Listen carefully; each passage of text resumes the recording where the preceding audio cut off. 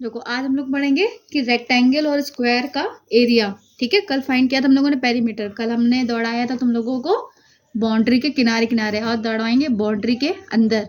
तो जब बाउंड्री के अंदर हिस्सा कवर करेगा, ठीक है, जो इनर बाउंड्री कवर करता है उसको बोलते हैं एरिया। क्या बोलते हैं उसको? एरिया। ठीक, आउटर बाउंड्री कवर करे तो उसको पेरीमीटर, इनर बाउंड्री का इनर एरिया मतलब ये पूरा ये वाला एरिया ऐसे ऐसे कवर करे उसको बोलेंगे एरिया। ठीक, तो ये रेक्टेंगल है, लेट्स इसको नाम दे दिया ABCD। ठीक, अगर आपका ये पार्ट लेंथ है तो ये पार्ट आपका ब्रेथ होगा। ठीक है, एरिया का सबसे अच्छा तरीका होता है का फॉर्मूला लर्न करना है। इसको ऐसे डायगोनल्स आपस में मीट करा दो। डायगोनल मतलब पता है? ऑपोजिट जो साइड्स नहीं, ऑपोजिट पॉइंट को आपस में जोड़ दो। ठीक, इसको बोलते हैं डायगोनल। हमने दोनों को जोड़ा, दोनों को जोड़ने के बाद इसको हाफ कर दो। हाफ किया, हाफ करने में देखो क्या चीज कवर हो रही है, लेंथ और ब्रेथ। तो area of rectangle equals to L into breadth. किसी का भी अगर एरिया जैसे निकालना हो, जैसे अभी रेक्टेंगल का हो, स्क्वायर का हो, उसके डायगोनल आपस में मीट करके उसको हाफ कर देना। जितना वो करस्पॉन्डिंग कवर करेगा वो उसका क्या कहलाएगा? एरिया। क्या कहलाएगा उसका? एरिया। बाई चांस का फॉर्मूला भूल जाना तो ये एक तरीका होता है। मैम वैसे तो स्क्वायर का भी area of rectangle equals to length cover कर रहा था और ब्रेथ कवर कर रहा था। ठीक है, पहला फॉर्मूला। इसी तरीके से अगर लेंथ पूछी जाए, क्या पूछी जाए? लेंथ पूछी जाए और रेक्टेंगल एरिया और ब्रेथ गिवन हो तो क्या फॉर्मूला हो जाएगा? देखो एक ही फॉर्मूले से याद रखना, 3 फॉर्मूले बनेंगे। यहाँ पे लेंथ का ब्रेथ का आपस में क्या रिलेशन है? मल्टीप्लिकेशन। मल्टीप्लिकेशन है। तुम एक काम करो, ये जो ब्रेथ है इसको हमने उठा के अगर हमें इधर लेके जाना है तो ये अगर मल्टीप्लाई तो दूसरी साइड क्या हो जाएगा उसका? तो फॉर्मूला क्या बन जाएगा? Area upon breadth. Area upon breadth. एक ही फॉर्मूले से हम लोग याद करेंगे। ठीक, तो लेंथ ऑफ अ रेक्टेंगल क्या हो जाएगा? Length of rectangle equals to area upon breadth. Area upon breadth. Area upon breadth. ठीक, फॉर्मूला। अब इसी तरीके से अगर ब्रेथ पूछी जाए तब क्या फॉर्मूला होगा? हम लेंथ उठा के इसको इधर साइड पे पुट करेंगे तो ब्रेथ का फॉर्मूला क्या हो जाएगा? Area upon length. हाँ, breadth of rectangle equals to area upon length. Area upon length. ये 3 फॉर्मूला है। 3 फॉर्मूला, बेसिक फॉर्मूला आपका ये था, इसी से ये दोनों फॉर्मूले बने। ठीक, अब इसी में जैसे कोई एक एग्जांपल में क्वेश्चन समझ लो। जैसे सपोज करो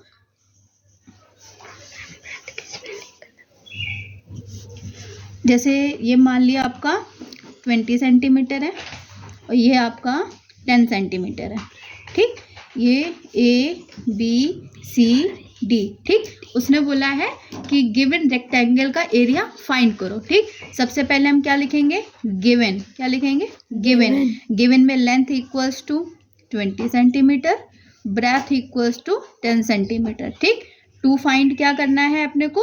एरिया। क्या करना है? क्या करना है? Area of ABCD। ABCD क्या? रेक्टेंगल है ना, एरिया ऑफ ABCD फाइंड करना है। Then solution.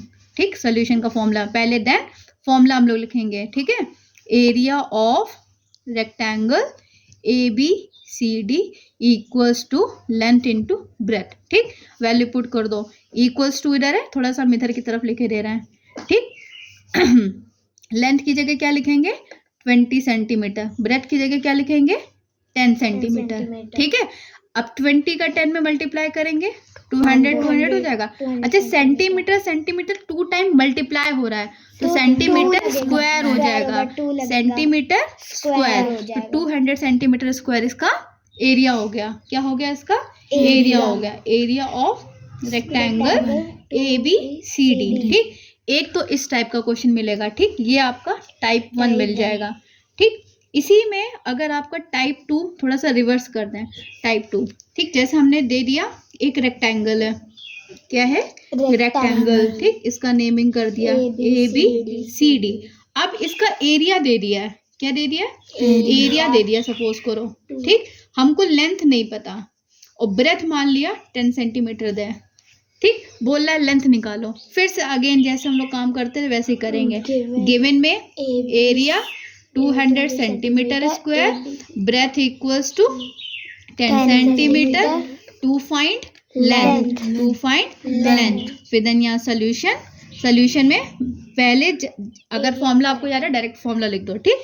हम लोग डायरेक्ट फॉर्मूला लिखते हैं। अपने को लेंथ फाइंड करनी है, तो length of rectangle equals to area upon breadth, area की वैल्यू 200, ब्रेथ की वैल्यू 10। अब ये सेंटीमीटर स्क्वायर था, सेंटीमीटर, 1 सेंटीमीटर से सेंटीमीटर स्क्वायर खत्म हो जाएगा कि नहीं? हाँ, तो 20 सेंटीमीटर। तो ये हो गया आंसर लेंथ का। इसी तरीके से अगर सपोज करो लेंथ पता होती, ब्रेथ सेम ऐसे फाइंड करते हैं। तो बस उसमें समझ आ गया? बस क्लियर हो गया? पॉज करो। कि ABCD एक स्क्वायर है, ठीक। स्क्वायर मतलब चारों साइड आपस में बराबर है, चारों साइड आपस। हमने बोला स्क्वायर का एरिया कैसे निकालें, हमने बोला था जस्ट क्या करो, इनके ऑपोजिट डायगोनल को आपस में जोड़ दो, हाफ को डिवाइड कर दो। स्क्वायर है ना, तो चारों साइड बराबर होंगी ना, क्या होंगी? चारों साइड बराबर, मतलब अगर ये भी साइड होगी तो ये भी साइड। सपोज कर लिया ये A है, तो ये भी A होगा, तो अब A इंटू A हो जाएगा, हो जाएगा कि नहीं? मतलब साइड इंटू साइड हो जाएगा कि नहीं? तो बस इसका फॉर्मूला क्या हो जाएगा? Side into area of square equals to side into side, या फिर इसको A इंटू A भी लिख सकते हैं। समझ आया? इसको साइड इंटू साइड को साइड स्क्वायर लिख सकते हैं, A इंटू A को A स्क्वायर, क्योंकि 2 टाइम मल्टीप्लाई ना, इसीलिए A स्क्वायर, ठीक। अब इसी में अगर दूसरा फॉर्मूला, अब बोलेगा साइड निकालो, ठीक। अब सपोज करो एक साइड दे दी है, क्या दे दिया गया?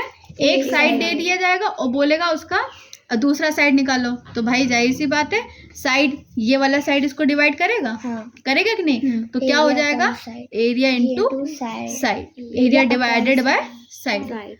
समझ आया? बस ऐसे करते हैं, ठीक। इसका क्वेश्चन समझो। जैसे ये 10 है, ये 10 सेंटीमीटर ABCD पूरा 10 हो जाएगा, ठीक। गिवन में लिखेंगे, गिवन में side equals to 10 centimetre, to find में क्या करेंगे? एरिया ऑफ स्क्वायर फाइंड करना है और सॉल्यूशन करेंगे। सॉल्यूशन में area of square equals to side का स्क्वायर ना, तो साइड का स्क्वायर मतलब साइड कितनी गिवन है? 10 है। साइड कितनी गिवन है? 10 गिवन। तो पॉज करो, पॉज। अब जैसे area of square side square है, ठीक। अब यहाँ पे साइड की वैल्यू कितने दे रखी है? 10 दे रखी है, तो 10 का स्क्वायर मतलब 10 इंटू 10 2 टाइम्स, तो ये कितना हो जाएगा? 100 सेंटीमीटर स्क्वायर, ठीक। अब इसी में अगर क्वेश्चन ऐसे दे देता कि अब वो बोलता कि एरिया गिवन है, क्या गिवन है? क्वेश्चन में 100 सेंटीमीटर स्क्वायर गिवन है और बोल दिया स्क्वायर गिवन है, क्या गिवन है? स्क्वायर। बस इतना। तो बोलेगा साइड निकाल के दो, क्या निकालो? साइड निकाल के दो, ठीक। ये तो एक फर्स्ट टाइप का क्वेश्चन बनेगा। दूसरा टाइप का क्या बनेगा? तब यहाँ पे फिर से गिवन लिखेंगे, given area equals to 100 centimetre square to find side. अब साइड निकालना है तो फॉर्मूला क्या हो जाए? जैसे लिखा है फॉर्मूला, यहाँ पे side square equals to area, ये होता है, ठीक। तो एरिया तुम्हारा क्या पता था? 100। क्या पता था? 100 था। ये साइड का स्क्वायर है, तो 100 को भी स्क्वायर के टर्म्स में लिखो, मतलब 100 को 10 इंटू 10 लिख सकते हैं कि नहीं लिखते हैं? तो side is square equals to 10 का स्क्वायर। ये स्क्वायर आपस में कैंसिल हो जाते हैं, इसीलिए साइड कितना आ जाएगा? 10 सेंटीमीटर। क्या आ जाएगा? 10 सेंटीमीटर, ठीक। ये साइड स्क्वायर 10 स्क्वायर आपस में कैंसिल क्या हो गया? क्योंकि देखो साइड इंटू साइड, स्क्वायर का मतलब 2 बार लिख सकते हैं, 10 को हम 10 इंटू 10 लिख सकते हैं, लिखते हैं ना। तो देखो एक साइड 10, दूसरी साइड भी 10 आया, बस ऐसे।